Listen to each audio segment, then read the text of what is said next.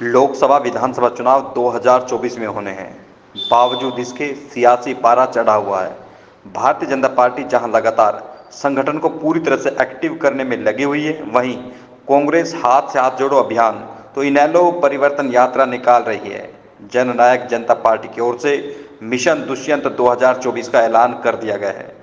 वहीं इन सबसे अलग लेकिन केंद्रीय राज्य मंत्री राव इंद्रजीत सिंह का राजनीतिक स्टाइल कुछ बदला हुआ दिखाई दे रहा है। उनकी ओर से भी दक्षिण हरियाणा में अलग अलग जगह समर्थकों को टटोला जा रहा है, लेकिन अब राव की बजाय आरती उन तमाम मसलों को लोगों के सामने रख रही है जिनके सहारे रामपुरा हाउस की राजनीति चलती आई है। आपने देखा किस तरह से आरती राव ने रेवाड़ी विधानसभा के गांव पदियावास व बीएमजी मॉल में तमाम मसलों पर अपनी बातें रखी।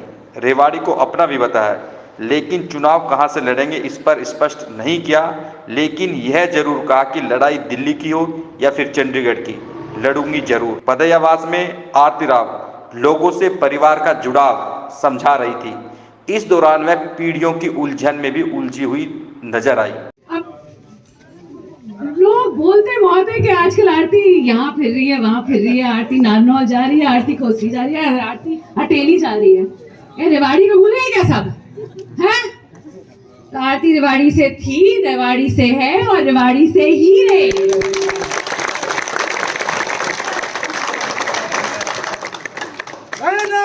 आगे बढ़ो, हम तुम्हारे। ये मानना है कि आप जहां भी जाओ अपने परिवार को साथ लेकर जाओ। और ये मेरा जो परिवार रेवाड़ी का परिवार है, उन्होंने मेरा साथ इतनी अच्छी तरह से दिया था। सुनील जी के इलेक्शन के दौरान भी जब मैंने टिकट मांगी थी, पहले अपनी रेवाड़ी से नहीं मिली, मगर साथ तो आप फिर भी तब मेरे साथ खड़े थे। और जब टिकट सुनील जी को मिली और मैं उनके लिए वोट मांगने आपसे आई थी आपके पास, तब भी आप हमारे साथ खड़े थे। आप सभी का बहुत बहुत शुक्रिया। अब रही बात कि क्यों फिर रही आरती। अरे फिरने में कोई प्रॉब्लम है क्या? लोगों से, अपने परिवार से मिलने में कोई प्रॉब्लम है क्या? लोगों को क्यों चुभता है ये? लोगों को चुभता है क्योंकि आरती जा रही है बाहर ना। हाँ, मैं ये मानती हूं कि अगर हम सब एकजुट नहीं रहे, जो आज के दिन कहते हैं कि दक्षिण हरियाणा सरकार बनाता है, अगर हम एक साथ नहीं रहे तो जो भी तवज्जो हमें मिलता है आज के दिन, वो भी खत्म हो जाए। और एक होना सबसे बड़ी बात है दक्षिण हरियाणा के लिए, और एक रहना उससे भी बड़ी बात। अब आप बोलोगे कि चलो 15 साल से तो हम एक साथ ही हैं, एक ही हैं। 3 पीढ़ियों से चलो 40 साल से एक साथ हैं। कम से कम 50 साल।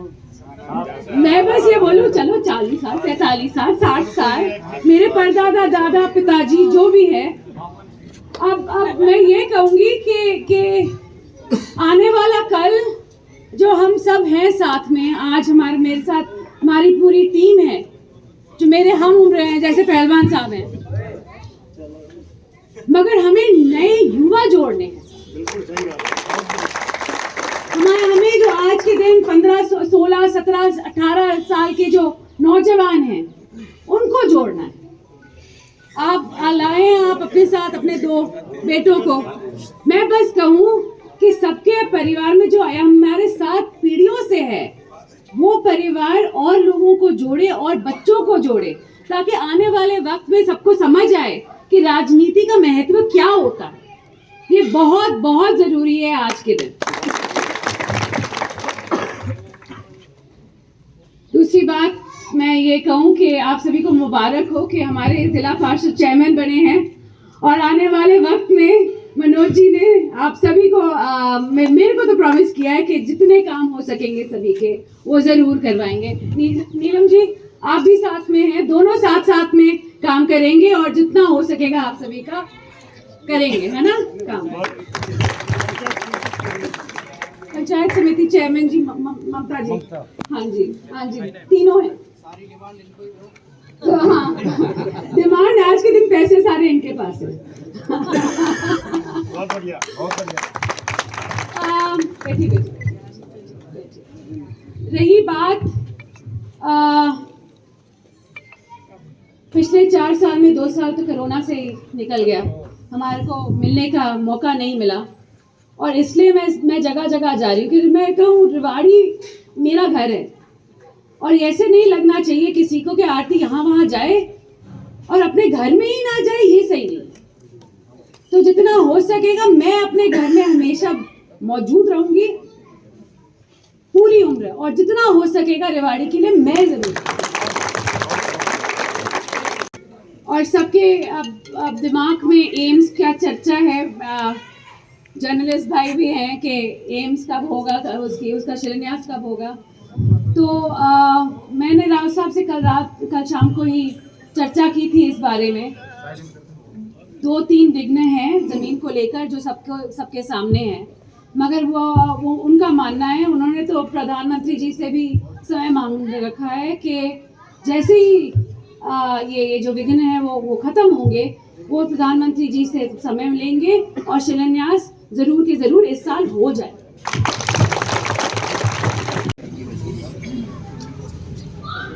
बस मेरा बस आप सभी से मिलने का और कोई बस आप तो लोगों से मिलना था।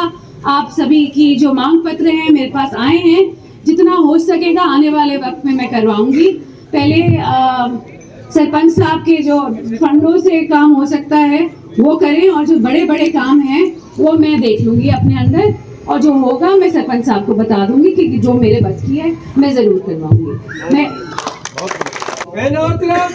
कि आपको बता दें कि जो भी डिमांड है वो आदर्श ग्राम पोर्टल पे जरूर डालें ताकि सभी को पता चले कि आपकी डिमांड्स क्या हैं और फिर क्या काम हो रहा है आगे चलकर सबको दिख जाए।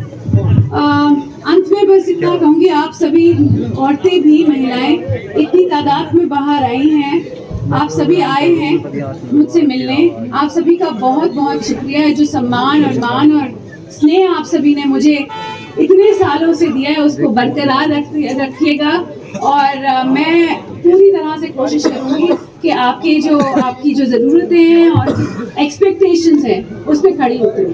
बहुत बहुत शुक्रिया।